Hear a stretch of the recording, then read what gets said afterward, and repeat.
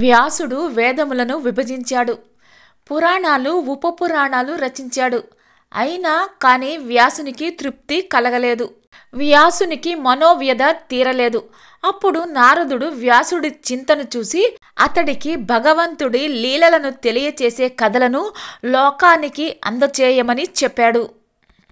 అందువల్లనే భాగవతం అనే పురాణాన్ని వ్యాస భగవానుడు రచించాడు.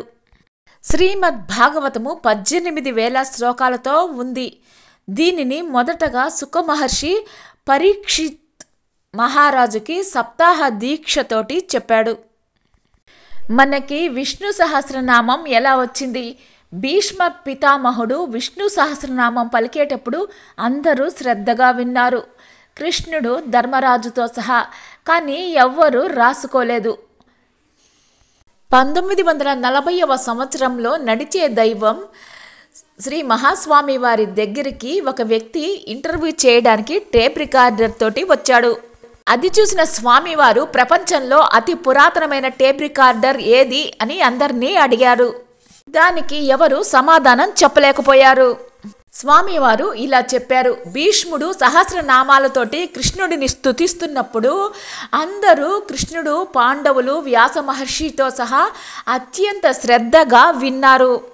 ఎవరు రాసుకోలేదు. అప్పుడు ధర్మరాజు ఇలా అన్నాడు: ఈ 1000 నామాలను మనమంతా విన్నాము, కానీ మనము ఎవరము రాసుకోలేదు.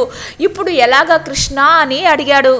కృష్ణుడు ఇలా అన్నాడు: అది కేవలం సహదేవుడు వ్యాసుడి వల్ల మాత్రమే సాధ్యం అవుతుంది. మనందరిలో సహదేవుడు ఒక్కడే సూత స్ఫటికం వేసుకున్నాడు. ఈ స్ఫటికం మహేశ్వర స్వరూపం. దీని ప్రత్యేకత ఏమిటంటే వాతావరణంలోని శబ్ద తరంగాలను గ్రహించి తనలో దాచుకుంటుంది. సహదేవుడు శివుడిని ప్రార్థిస్తే ఈ స్ఫటికలోని సహస్రనామ శబ్ద తరంగాలను వెనక్కి రప్పించవచ్చు. వ్యాస మహర్షితోటి రాయించమని కృష్ణుడు సలహా ఇచ్చాడు. శ్రీకృష్ణుడి ఆజ్ఞ మేరకు భీష్ముడికి అతి సమీపంలో సహదేవుడు, వ్యాస మహర్షి కూర్చొని ఆ సహస్రనామ శబ్ద తరంగాలు రీప్లే అవుతుంటే వ్యాస మహర్షి వాటిని రాసిపెట్టాడు. ఆ విధంగా మనకి మొట్టమొదటి టేప్ రికార్డర్ శివస్వరూప స్ఫటికం ద్వారా మనకి విష్ణు సహస్రనామం అందిందని మహాస్వామి వారు చెప్పారు.